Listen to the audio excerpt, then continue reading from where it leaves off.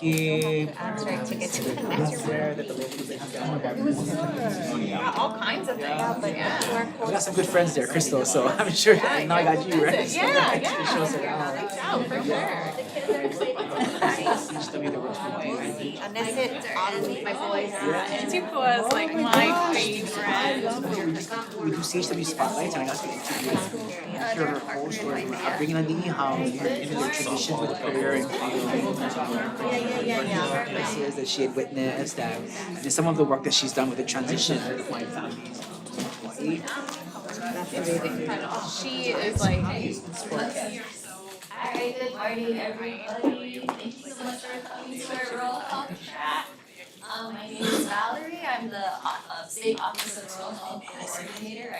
I took over for Greg, and it's just been really fun and exciting. And so thank you for coming. And I will turn it over to JB to introduce our presenters. Aloha, everyone. Let me introduce you to our speakers. The first presentation will be from Patrick Donnelly. Second presentation will be from Laura Guest. Patrick Donnelly has a Bachelor of Science degree in Public Health, Health Promotion, and Health Behavior in 2009 from Oregon State University, where he's currently pursuing a Master of Public Health degree in Public Health Practice.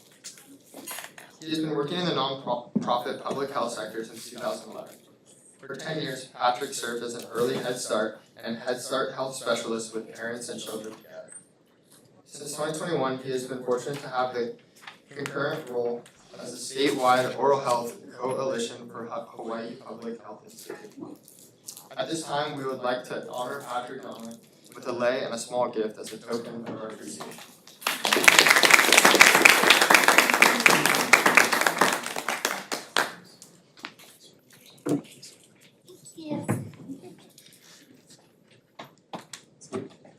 We ready? Yeah. And please join me once again in welcoming Patrick Donnelly.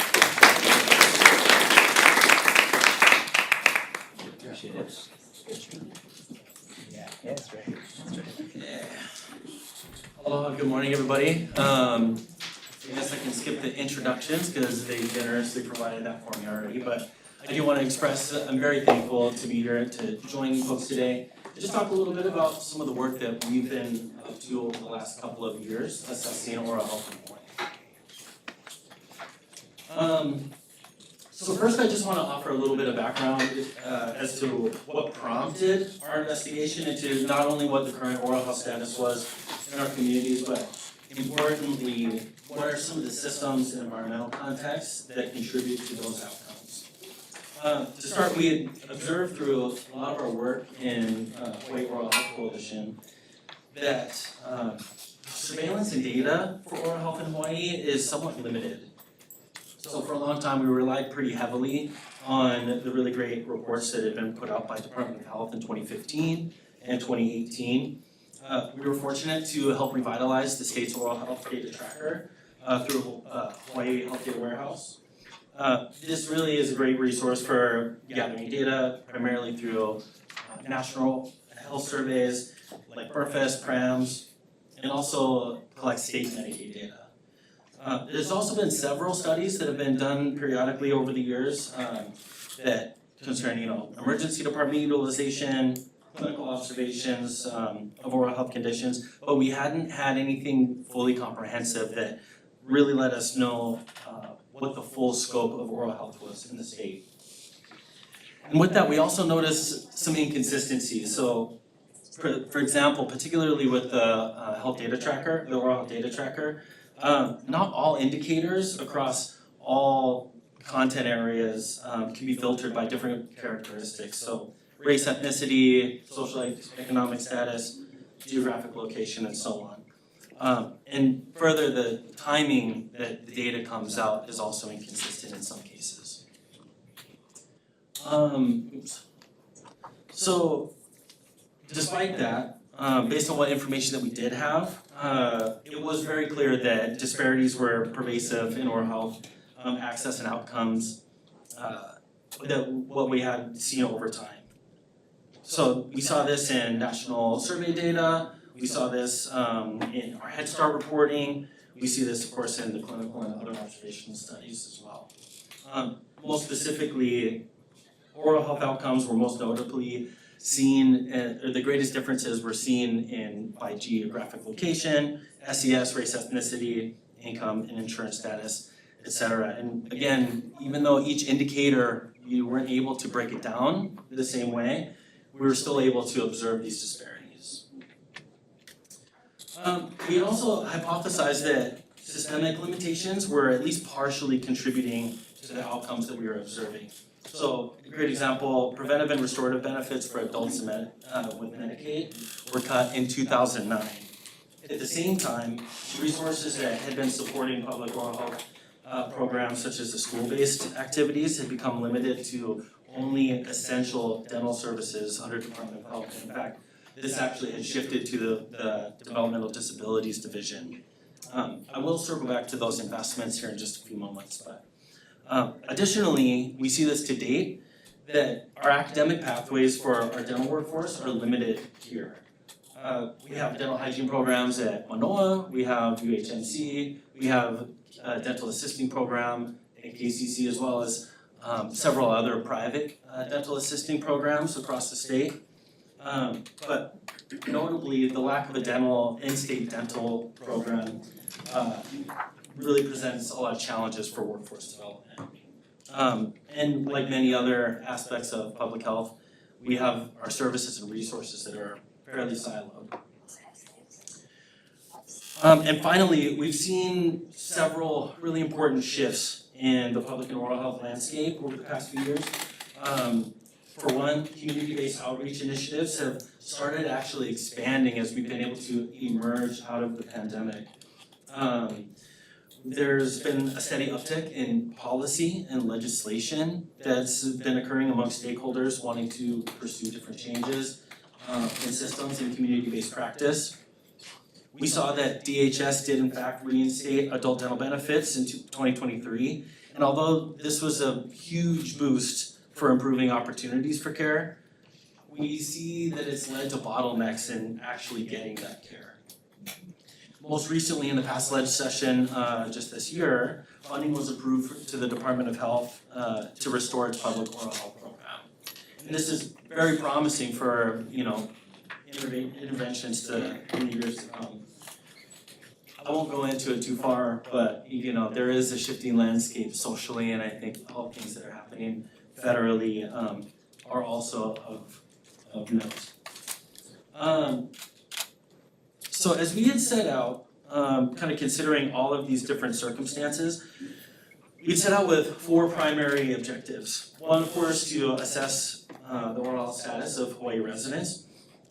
We wanted to inventory oral health assets and programs, especially those that are serving impacted and vulnerable communities.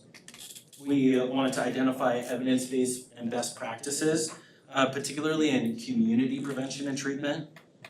And we also wanted to identify considerations and policy options, as well as their potential impact for Hawaii.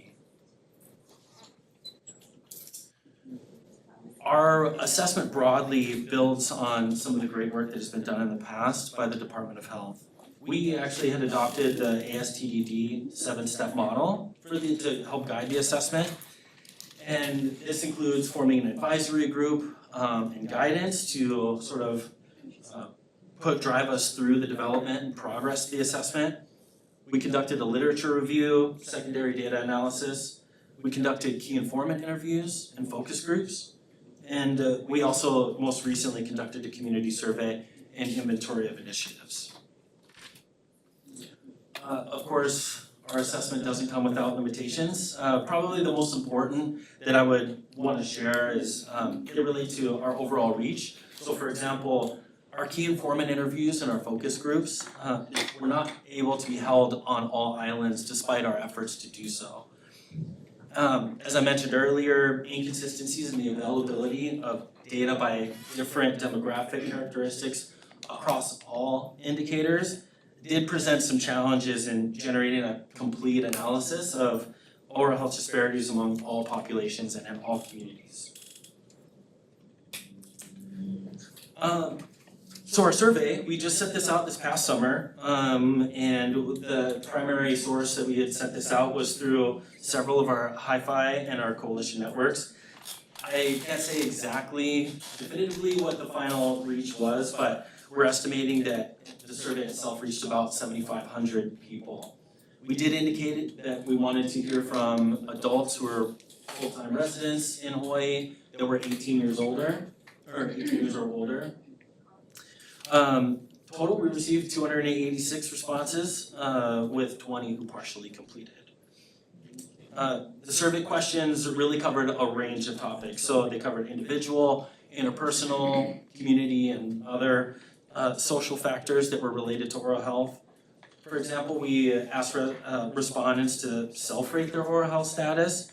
We asked about their non-dental health conditions and also utilization of dental services. We asked them about, we asked some questions about individual and family and social perceptions and beliefs in their communities about oral health. We talked about questions and related to access and availability of services and resources.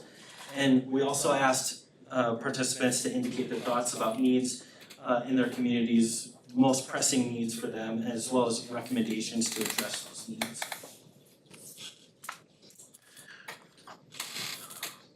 Focus groups. We were fortunate to conduct focus groups on all islands except for Molokai. Our participants varied in experience and profession. We had community members, patients, public health personnel, social services, dental providers, and other industry stakeholders, insurance, etc. Each session lasted between 60 and 90 minutes, and we primarily focused on identifying what those pressing oral health needs were in their immediate communities, so kind of zooming in a little bit on individual locales. We wanted to understand what the environmental context was and what those various factors were that were either promoting or hindering oral health outcomes.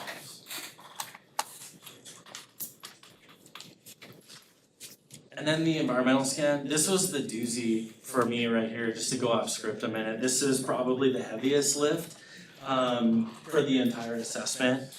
This process, we assessed the full range of social determinants and demographic characteristics that make up our state.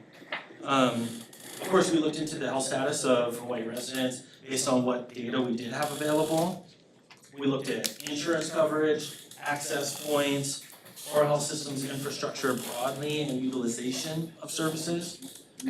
We also inventoried the current state and community level oral health resources and programs, oral health champions across the state in various sectors, and of course the oral health policy environment. Okay, where are we at on time? I feel like I'm going really We have like 10 to 15 minutes left. easy. Okay, perfect. Thank you. Okay, so let's dive into some of the key findings then. First, and unfortunately not terribly surprising, we still see these broad disparities in oral health in many, many areas. For example, and two, I'll just mention this, that the examples that I'm bringing up here, these graphics, this isn't showing a full catalog of every metric that we looked at or every indicator, but generally they're just examples to demonstrate the bigger picture. But here on the left side, this guy right here, we can see that teens and young teens in neighboring counties are visiting the dentist less frequently than those on Oahu, with those in Hawaii County having fewest visits within the past year.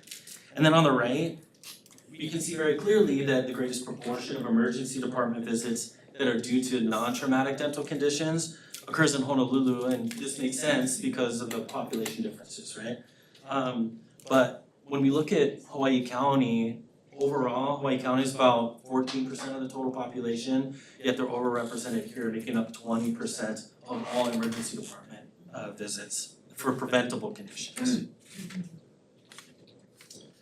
Here's another example that shows similar disparity by geographic location in adults in neighboring counties experiencing higher rates of tooth extractions. Here again, you can see that they have the highest rate, about 10% higher rates of adults with extractions compared to Honolulu County. Income and insurance, of course, is another area that we see differences, and please forgive the small prints in these graphs, but I'll just point out that at the top right and the top left, they show that children and during pregnancy receive fewer dental visits compared to higher income groups. At the bottom left, we see that the children with the lowest income levels are reported to have the highest rates of poor or fair oral health. On the bottom right, unemployed adults and those who are retired or unable to work also, again, have the highest rates of tooth extractions.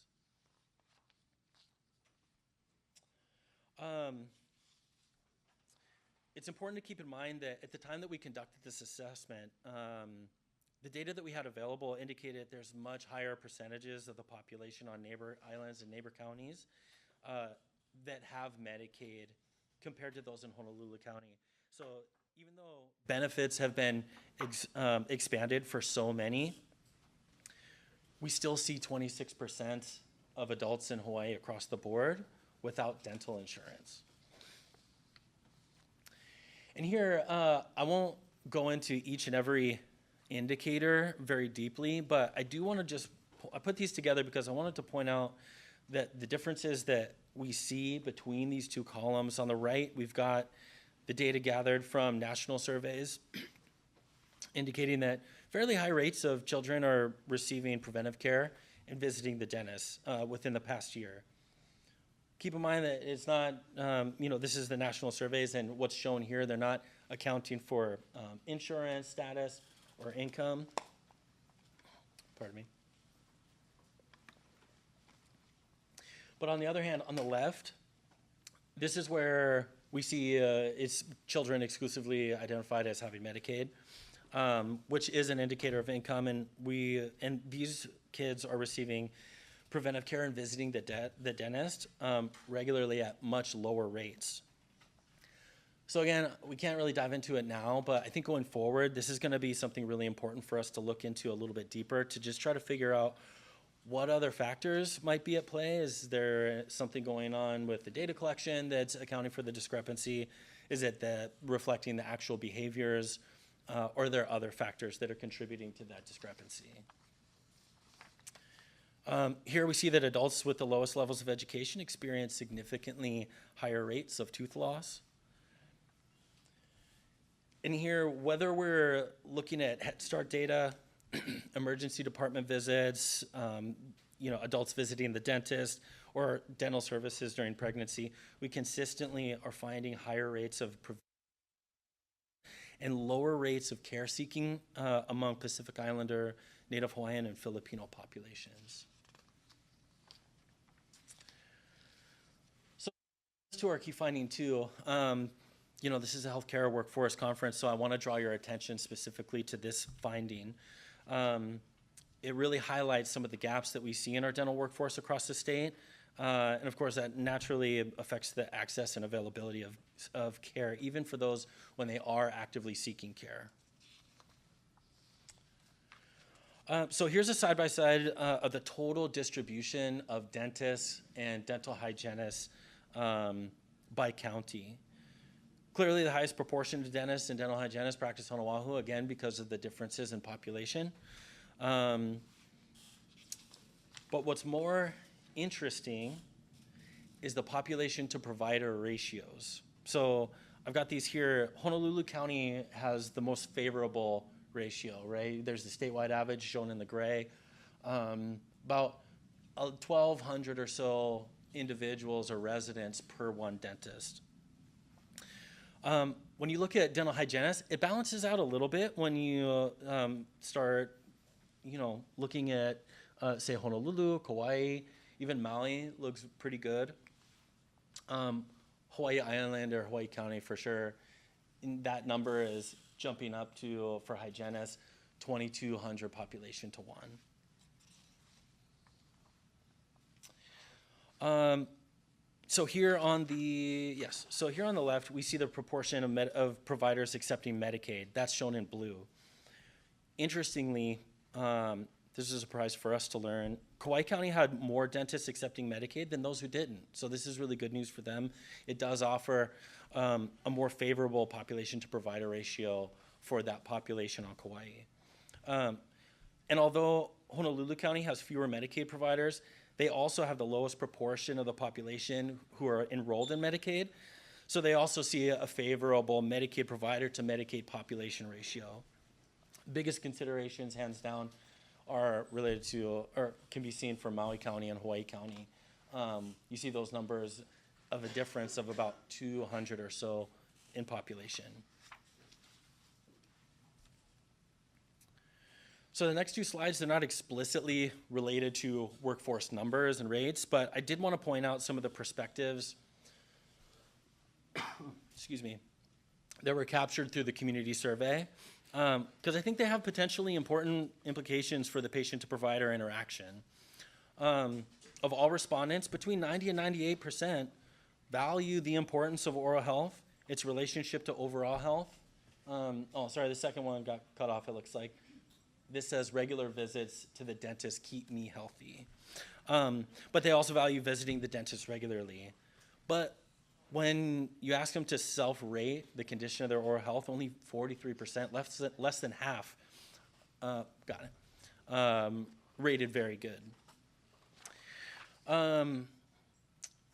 Additionally, while the common clinical concerns are dry mouth, difficulty chewing, you have a large proportion of individuals who are feeling anxiety and feeling embarrassed and even avoiding smiling in some cases over the condition of their teeth and even just approaching the dentist. I just bring this up because it's really, easy for us to quickly default to, oh, they just need more education. They don't understand the importance of oral health. But we don't always think about asking questions about trying to figure out what might be interfering under the surface, right? We tend to put a lot of high pressure on the individual only, and I think this will be important for us to consider going forward. For the sake of time, I'll speed it up. The top reasons for not visiting the dentist were no time to visit the dentist, cannot afford, many services are not covered by my plan or by Medicaid, and also longer waiting periods were indicated quite a bit. And so for our last finding, we really do want to highlight the consistent need for continued investments in our care systems and resources. 60% of all respondents indicated that community-based services were needed, really calling out for place-based care options. Education and informational resources were highly indicated. And then considering what resources they believe to be most important, respondents said more covered services, more community-based services, and then access points, as well as supports for childcare and travel. In the focus groups, they really highlighted difficulties accessing care, particularly in those under-resourced communities. Medicaid provider shortages and long wait times showed up again. And then geographic isolation, cultural barriers, and some surveillance issues were also indicated. For ways that, or I guess different approaches to remedy those things, highlighted advocacy, education and outreach, as well as place-based care and workforce development. So there are quite a bit of investments. As I mentioned earlier, Medicaid dental benefits has been expanded quite significantly. But we actually, because the workforce hasn't, changed along with that, we do need to pay attention to different strategies to try and bring the individual access to the systems level to kind of meet in the middle. I mentioned the DOH program. I think this is really promising for moving forward and school-based care, community-based care options. There's been a sharp rise in oral health related legislation, not just for increasing funding for services, but also for creative approaches to enhancing the capacity of our existing workforce. And lastly, as far as I can see, we've had probably we're at the greatest point of community and stakeholder and advocate engagement now in oral health in Hawaii than we probably have been in many, many years. A lot of this is highlighted in the Hawaii Oral Health Coalition's 5-year strategic plan. We've taken a lot of these findings already and have, as of this year, implemented a full plan over the next 5 years to highlight keiki oral health preventive access activities, working towards workforce development, and then also community-based care. Okay, so looking ahead, what are our next steps? As for us at Hi-Fi, we need to focus on just getting this information into a final report form and getting it out and sharing it widely. It's really our hope that we can offer this as a reference point for communities and other stakeholders to use in their either policy or program development that's meaningful for them. As collectively as stakeholders, we gotta consider innovative ways to incorporate oral health in the discussion. This is a great way here today. This is why I'm so thankful to be here with you all for that reason. Getting it in the discussion, and eventually even better to get it integrated into broader services. Continuing to invest in strategies and resources that improve access and coverage. We need to, again, find ways to bridge individuals with the systems instead of pitting them against one another. We can absolutely invest in oral health education and promotion broadly, but we also want to promote oral health professions and strengthen those systems, right? And we do this just by coming together, cross sectors, meeting in the middle. We can absolutely get these things done. We are going to continue this conversation on October 10th. Sorry, shameless plug. We are having a Oral Health Summit. Feel free to scan the QR code. It's free registration. Or if you guys would like, you can contact me anytime. And I'd be more than happy to get you more information or tell you more about the event. But I do hope I get to see you folks again in the near future. Thank you so much for your time. I appreciate it.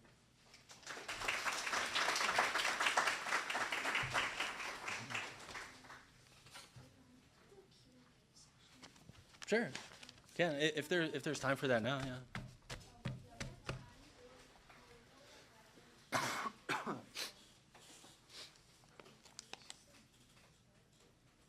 Oh, I'm sorry. Are we? Yes, we have 5 minutes. You guys are welcome to ask as many questions Oh, yeah. as you want for this 5 minutes. I've got a quick question for you. Sure. How did you select the focus groups that received the standardized metrics training? I'm sorry, say that one more time. How did you select the focus groups that received your standardized metrics training sessions? How did we select the focus group participants? Yes. Oh, it was call out, open invitation.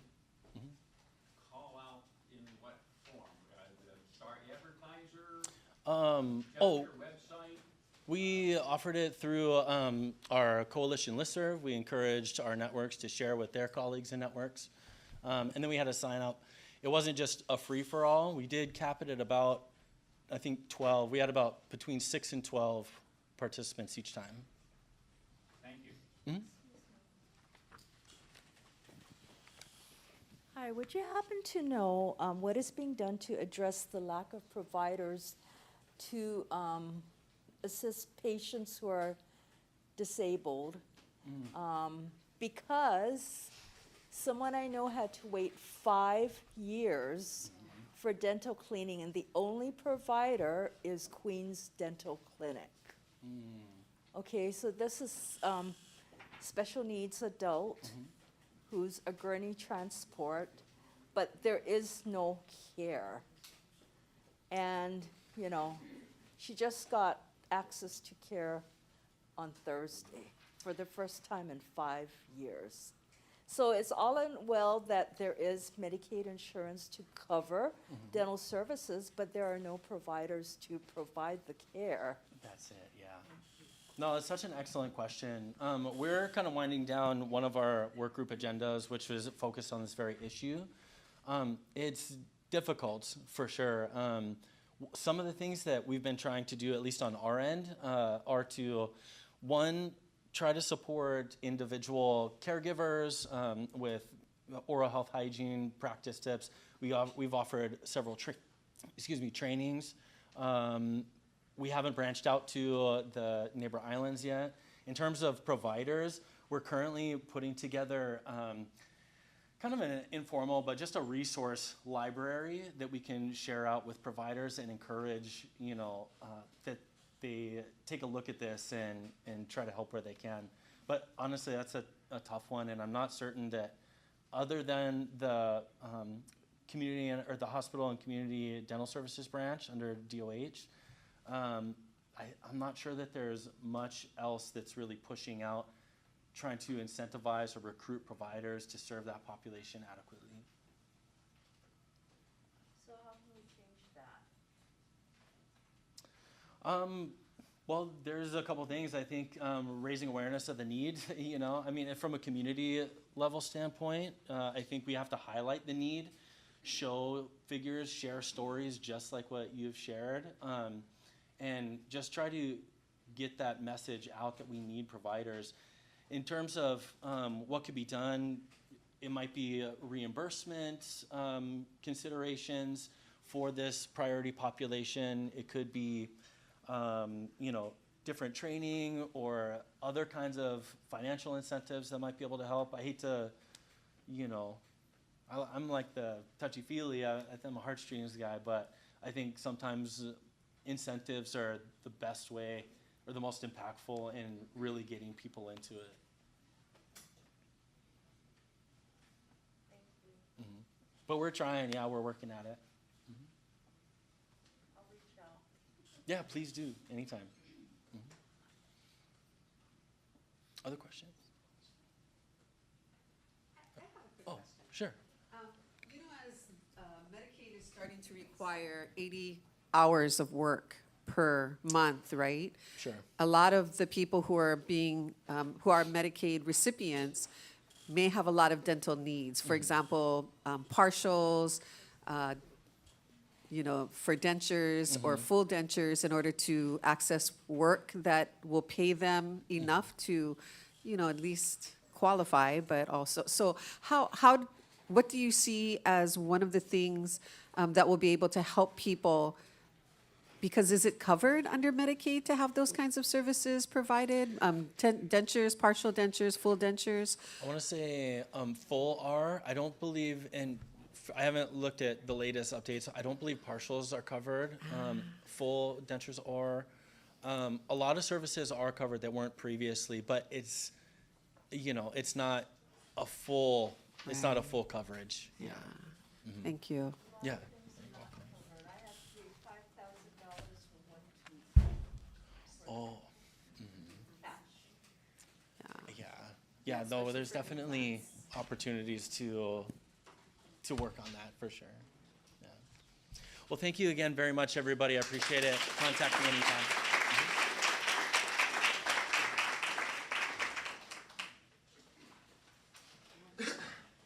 Thank you, Patrick. Now we welcome Lauren Guest. Lauren Guest has worked for the Department of Health's Kauai District Health Office for over 10 years, and is currently the Deputy District Health Officer. She primarily focuses on emergency preparedness and response-related issues. She has a master's in public health with a focus on global infectious disease and complex humanitarian emergencies. She has worked on rapid needs assessments of various types for over 12 years, both with CDC and DOH. At this time, we'd like to honor Lauren Guest with a lei and a small gift as a token of our appreciation.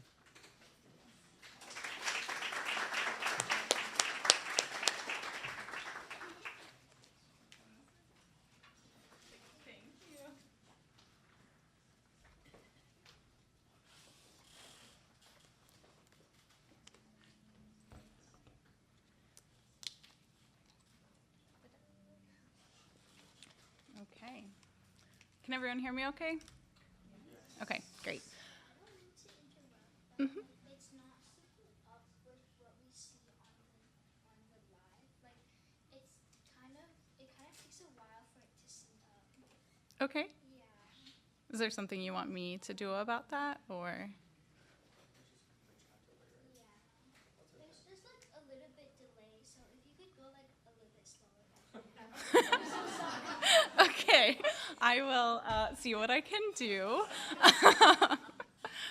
Well, first off, I just wanted to say thank you all for coming, and thank you to UH for inviting me to speak on CASPERS as a rural health assessment tool. You know, I think it's pretty obvious from my bio that I'm really passionate about rapid needs assessments and specifically about CASPERS. I think that this is one of the most critical capabilities that a local health department can have, and so it's been really important to me to build it locally on Kauai. And throughout my presentation, you'll see that we are helping to build it throughout the state. Okay, so a little bit about just what my presentation will look like. I'm going to talk first about what rapid needs assessments are in general, and then specifically about the CASPER methodology itself. How CASPERS can be used, what their history is in the state of Hawaii, and then I'll go through kind of some thematic areas that you can collect data on that might be useful to inform clinical practice work, and also some limitations specifically of the CASPER methodology, and then hopefully we'll have time for questions. Okay, so first, what is a rapid needs assessment? So it's a tool typically designed to be used in emergencies to assess the immediate needs of a population. It's not a detailed survey, but really a broad assessment meant to look at generally how people are doing, what their needs are, what their barriers are to receiving the services that they need. They're used kind of as an evidence base to support decision making. So how do we take the allocated resources that we have for a disaster and use them in a way that's actually meeting a community's needs at that time? It also promotes a shared situational awareness and a coordinated response. And the goal of that, obviously, is to reduce duplication of efforts and resources while minimizing beneficiary assessment fatigue. So the last thing you want in a disaster is to have every single organization doing their own type of rapid needs assessment for their specific programmatic area, because while it's important that they have data to inform their programmatic and response-related work, people who've just experienced a disaster and that kind of trauma that goes with it, they don't have the energy to participate in that many different kinds of assessments. So they really need to be coordinated and broad and include the types of questions that are needed for all of the different divisions, response partners, et cetera, who are responding to that crisis. And the other goal, you know, a rapid needs assessment can be population-based, meaning that you ask every single person who was impacted by that disaster, what their needs are and how they're doing, but obviously that's a very lengthy process. And instead, what we try to do is to collect data from a subset of the population. But obviously, how we select that subset of individuals to interview for a rapid needs assessment is really important, because we want those people to be randomly selected and we want them to be representative of the impacted population. So in terms of CASPER, so CASPER stands for Community Assessment for Public Health Emergency Response. The acronym isn't perfect. I didn't design it. It was designed by the Centers for Disease Control and Prevention, actually as an environmental health emergency response rapid needs assessment tool originally. But it has a lot of different applications, and the primary goal is through door-to-door or household-level surveys to obtain information about what a community's needs are at that time. And it's useful because the way that it's designed is intended to provide population-based data while only interviewing a subset of that population. They can help define the scope and magnitude of a public health crisis and what the needs associated with that are, but there's actually a lot broader applications, which we'll go over throughout this presentation. So when I say that CASPER is a two-stage cluster sampling methodology, that makes it sound really complicated. It's not actually that complicated. The first stage involves the selection of 30 census blocks, which are then termed clusters, okay? And the way that that is done, we'll go into a little bit more detail on the next page. And the second stage involves the systematic selection of 7 households in each of those 30 clusters. So the ultimate target is to complete 210 interviews. And that is true regardless of the size of your community. Okay, as long as your community of impact is of a certain size, then that number stays the same. And that's all based on, you know, sampling size and margin of error and all of that. So the Centers for Disease Control and Prevention spent a lot of time looking into what that specific target number of households to be surveyed needs to be. So in terms of the first stage, or cluster selection, essentially what you do is it uses census block data specifically for CASPR. So you go into the US Census Block website, or census data website, and you download all of the census blocks for the sampling frame of interest. So for us, for the most part, that's always been the island of Kauai. We download them all into an Excel spreadsheet, and each of those census blocks has the number of households that are associated with it. And then you use a random number generator to generate 30 random numbers, and that essentially corresponds to 30 different households. And instead of just selecting that household, you select the entire census block that that household falls into. And those 30 census blocks become your 30 clusters. The second stage involves the systematic selection of households. So when I said that our target is to complete 7 interviews in each of our 30 clusters or census blocks, basically what you do is you take the total number of occupied households in each of those census blocks and you divide it by 7. And that gives you your N, or your sequence number, or your count. It's going to be different in every single census block or cluster depending on how many households are there, which is good. But one of the things that you'll see, so if you look at the picture on the top left, you'll see that what you do is you go into that census block, choose a random starting point, and you enumerate households in a systematic way until you count to your first N. And then you interview that house. And then you continue in a way that will enumerate every household in that process until you get to your next N and your next N, until you hit your 7 completed interviews in that census block. But if you look at this, I think it's pretty clear, even though I'm talking about CASPR as a rural health assessment tool, that this was not designed for rural settings, okay? It was clearly designed for urban and suburban areas. On Kauai, most of our neighborhoods look nothing like that, okay? And it is impossible in a lot of our really rural areas to enumerate households from the road. So this would never be possible. So instead, what we've done on Kauai is found a way to adapt the methodology in a way that we actually think not just works better for Kauai, but potentially could work better for a lot of areas. And what we do is we actually use GIS mapping and county tax map key data, which is amazing. If you're not using county tax map key data, I'd be surprised because it is such a wealth of information.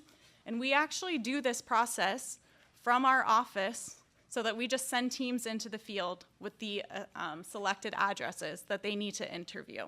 And this allows us to actually enumerate households in rural areas, and it also allows us to enumerate Ohana units, and because the county tax map key data actually tells you how many of those are residential dwellings, how many basically units are there on that property that are serving as residential units. And it also tells you what's commercial, so that you're not selecting commercial properties. So we find that this works really, really well for us and saves our teams a ton of time in the field and makes us much more confident that the methodology obviously is being followed. So in terms of the implementation, I'm not going to talk too much about this because we don't have a ton of time, but we send teams. It's always a team of at least 2 people who are representative of the community that they are going into. A lot of time goes into the creation of survey teams and the training of those teams. And we deploy them over a 3 to 5 day period.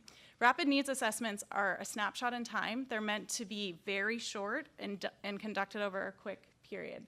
When I said that 210 was the target number, you have to hit 168 of those interviews in order for the data to be usable.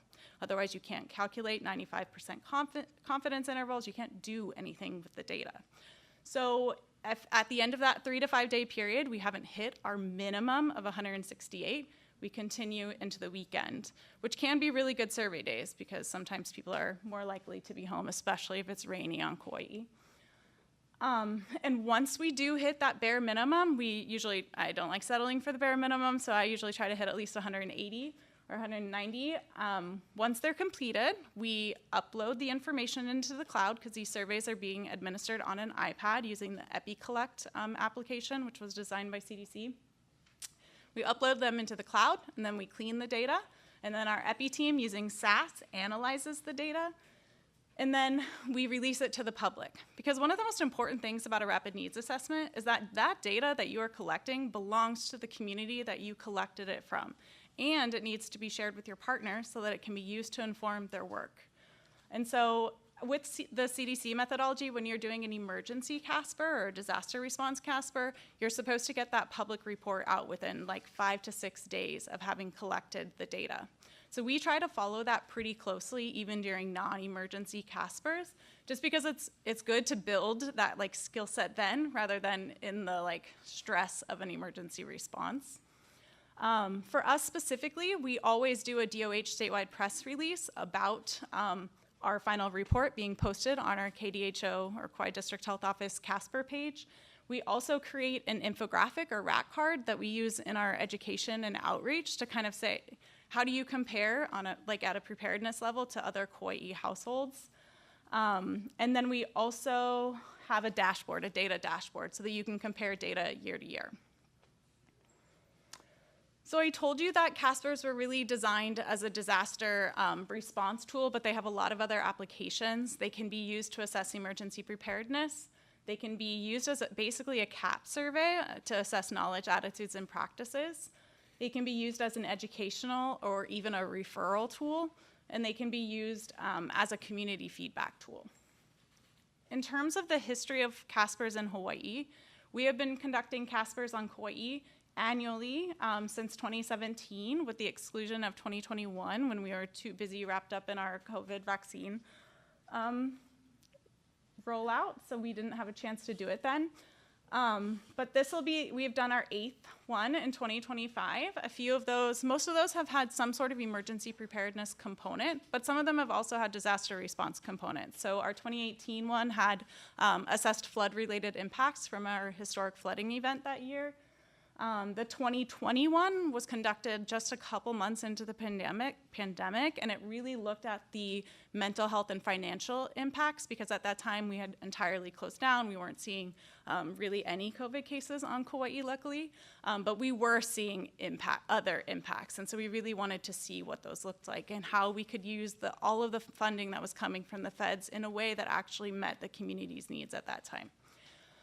Another way we've used it in 2022, kind of a unique way to use this, we think, is to let a community provide feedback on a governmental emergency response. So I live in the field of emergency management. Most of my days and time is spent on that kind of work. That's what I'm really passionate about.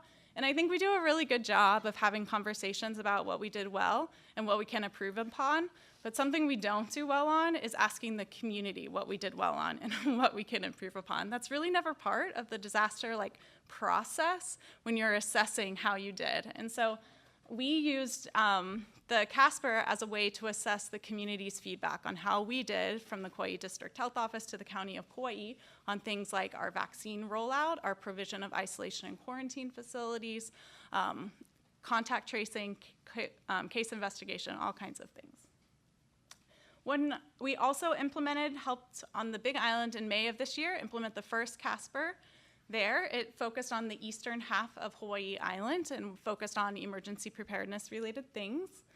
You won't see it up here because it technically wasn't a CASPER, but we did conduct a rapid needs assessment on Maui following the wildfires. Our team from Kauai had to design a rapid needs assessment methodology specific to that setting because the CASPER methodology wouldn't work, but we were only able to do that because we had all of this practice and all of this critical capacity already built in rapid needs assessments.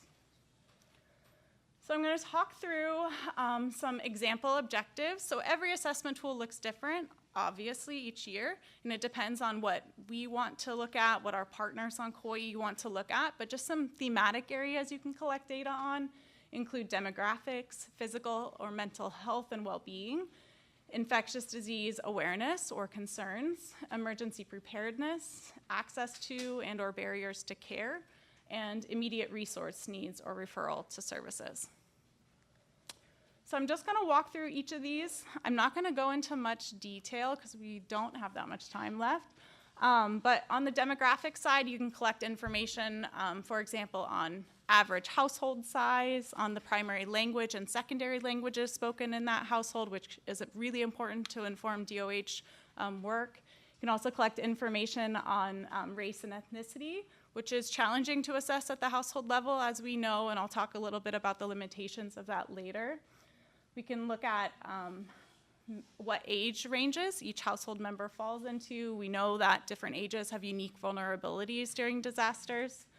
We can also look at like whether people rent or own their home, all kinds of things. In terms of physical health and well-being, we can look at what percentage have at least one member who requires prescription medications and whether they have a 7-day and a 14-day supply for all household members who need it. We can ask them to rate their physical health and well-being on a scale of 1 to 5, with 1 being very poor and 5 being very good. We did this for the first time actually following the Maui wildfires, but we realized at that time, because we didn't have any baseline data to compare it to, it was very challenging to interpret, obviously. And so we started asking this on every year on our Kauai Caspers, because when we have a disaster, we want to be able to ask that question again and see how it compares to how people were doing pre-disaster. We can also ask questions like, does every member of your household have health insurance? On the mental health and well-being side, we can ask the similar question of rate your household's mental health and well-being. We could ask things like, is your household aware of the Hawaii 988 CARES line? Only about 1/3 of Kauai households this year were aware of that crisis resource, so clearly a lot of room for additional outreach and education. We can ask them if they've ever used that service, and if so, could they rate it on a scale of 1 to 5? We also asked about whether households had experienced any mental health impacts related to climate change. Most households said no. We can also ask, so this one was on Maui. We asked, does your household have any members who have sought mental health support services before the wildfires? And then does your household have any members who've sought mental health support services after the wildfires? In terms of infectious disease awareness and concerns, so this year we asked a few questions on global avian influenza, asked if people were aware of the outbreak globally, which about 2/3 of households were. And we followed that up by asking if they were aware of detections in Hawaii in terms of backyard flocks of birds and wild birds, and only about half of residents were aware of Hawaii detections. So interestingly enough, people were more aware of the global outbreak than they were of local detections. You can also ask things about vaccine importance. So this is maybe, for me, the most important thing that we've been tracking over time on Kauai. So in 2019, for the first time, we asked households to indicate how important they think it is to stay up to date on recommended vaccines. Very important, somewhat important, or not important. And if you look at this one on the left, the top light blue bar is very important from 2019, and then it's 2024 data and 2025 data. And between 2019 and 2025, we experienced a 16% statistically significant decline in the percent of households that think it is very important to stay up to date on recommended vaccines. So, we all know that this is happening, that there were real impacts associated with the pandemic on vaccine uptake. But tracking this lets us see that in real time on our island. I'm going to skip some of these because we're getting pretty close. You can also obviously collect data on emergency preparedness. You'll see that although most households are now aware that the state recommends a 14-day supply of food and water, very few households meet that recommendation, and we haven't seen any real change since 2017 when that recommendation was put in place. We can ask questions about, this one on the bottom left. We worked with our utility co-op, KIUC, to look at what percentage of households have at least one member with an electricity-dependent health needs, such as being on home oxygen or having in-home dialysis needs or medication that required refrigeration. And about 1 in 5 households said yes, but less than half of those had a backup power supply. So one of the ways that Casper is also an educational tool and a referral tool is that we provided all of these households with the brochure that KIUC has to link them to the support program specifically designed for them. Hurricane preparedness, you can also see we ask questions about where do you plan to shelter for each category of storm. For a Category 1, only 7% of Kauai households plan to seek public shelter, but that increases to 30% by the time you hit a Category 5 storm, which well exceeds local capacity. You can look at access and barriers to care. So on the top left, do you feel that if needed, you can adequately access medical care? Yes, no, unsure. If they answered no or unsure, follow-up questions that are open-ended about, like, can you explain that a little bit more? So it allows us to dig into what those access issues are. You can also look at what resources households have applied to and their status on them, or any barriers that they've experienced in applying for services or support. What families' immediate needs are related to a disaster or not related to a disaster. You can also use it as a referral service. So we almost always finish our CASPERs with, is there anything else that the Department of Health can assist you with at this time, or are there any referral services we can help make for you? And we think this is one of the most important parts, and it was especially critical in the RNA we did after the Maui wildfires. So how can this data be used? How are CASPERs useful for clinical practice? So, you know, they have a lot of uses, but I've highlighted some of the ones that are more relevant to your guys' work. You can obviously collect baseline health data and needs. It can be used as an educational tool. It can be used as an assessment tool of household knowledge related to health risks. It can collect information on household behaviors related to health, identify barriers to healthcare access, and it can also assess where households go for health information. What are their trusted sources? And if appropriate, we can start pushing information to the sources that those households are using. Okay, limitations. There are a number of limitations with any assessment that you do. So first off, any RNA is a snapshot in time. It represents the community in that moment. So anything big that happens that affects that community is going to change how they would have responded to those questions. It also uses US Census block data. A census is only conducted every 10 years in our country. So the further out you get from a census, the less representative that census data might be of your community. So for example, when we did our first one in 2017, the last census had been done in 2010, and there had been a lot of growth on Kauai between 2010 and 2017. There were whole new communities that didn't exist in the census data, and they were therefore unable to be selected in the process. So the closer you are in time to the more recent census, the less of an issue that is. It's also a household level survey, okay? This is one of the most challenging things, I think, to help people understand. Every question has to be assessed at the household level. It does not ask individual questions. It was the household that was randomly selected, not any individual in that household. So that means that there are limitations to the questions that you can ask. It also means that sometimes you ask questions that are hard to interpret. So like when we ask about race and ethnicity at the household level, it's very, very challenging to interpret. So you have to know what kind of data you're gonna get and how you can use it. With any sort of survey, there's response bias. It's possible you're taking people at their word. Whether they've provided accurate responses is something that we won't ever really know. And then another limitation of census block data is that it systematically leaves out our houseless communities, it leaves out our long-term care facilities, and it leaves out our correctional facilities. So those populations have different needs, they might experience different barriers in access to care, etc. Okay, that was a lot in a very short period of time.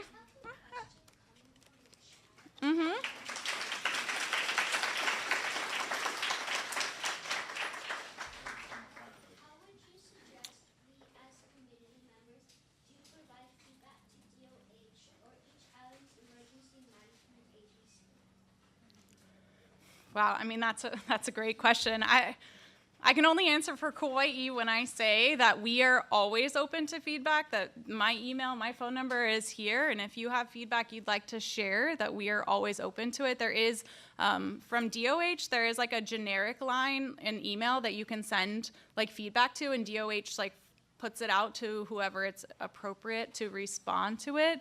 On the emergency management side, Similarly, I mean, all of our emergency management agencies have a public line that anyone can call and ask their questions or provide feedback on how they think that they're doing or where they think that they could improve upon.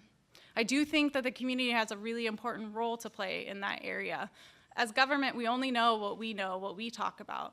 And that's why it's so important to do things like these assessments and actually get out into the community and talk to them and hear from them how they're doing. Other questions? Do you work synergistically with the American Red Cross? But it sounds like they have similar programs as well. Thank you. So after a disaster, the Red Cross often is one of the lead agencies in doing a needs assessment. Those tend to be focused on dwelling. So like damages specifically to the structure that you live in, rather than your household's needs. So sometimes, yes, I mean, Red Cross is actually on Kauai. We always have Red Cross volunteers assist as surveyors in our CASPER assessments. I think it's really important to bring in other partners, whether it's our emergency management agency staff or Red Cross, our Medical Reserve Corps volunteers, et cetera. So what you're talking about is similar, but it is a little bit different because that data is what the county then uses to apply for FEMA-based individual assistance to meet the bare threshold for households to qualify. Mm-hmm. Are the reports on the CASPER that you guys have done on Hawaii publicly available? Yeah, absolutely. They're usually released within 10 days of the assessment being done, and they are on our KDHO website. We have, like, if you go to the Kauai District Health Office webpage, it has, like, click here for CASPER, and we have a whole CASPER page where all of the prior reports are located. It's also where our dashboard is located, and we also have the current version of our infographic there so that other agencies can use it in their outreach work. My question is around, I know this is specific for Kauai, which is amazing. But I'm also wondering specific to Kauai, and my brain goes in many directions. Are there opportunities for organizations to work with Department of Health to piggyback on other specific questions that are wanting that another agency or collaboratives may want to know? Yes. And be able to kind of add to that? Not to make it extensive, but kind of stretching in different ways. Yes, absolutely. So first, that reminds me that I didn't actually mention. So this year, we actually had staff from Big Island, Maui, and Oahu participate in our CASPER survey on Kauai with the goal of, we implemented our first one on Big Island this year. We are hoping to do a second one on the western half of Big Island next year. And then we'd like to do one on Oahu in the next 2 years. We're trying to build this capacity so that it can happen everywhere because it's so important. And to your question, yes. So we actually, on Kauai, we reach out to our partners to ask, are there any questions or like thematic areas you'd like us to include on this year's CASPER? So we are always open to adding questions that can be asked at the household level and collecting that data. So that was one of the things I kind of put, they had us like write questions that in case you guys didn't have any. And my question for you guys would really be like, is there data that we can collect at the household level that would be useful for the work that you do? Because if so, please reach out to me. I'm happy to do it. It's one of those questions on the QR codes if you wanted to also put that down.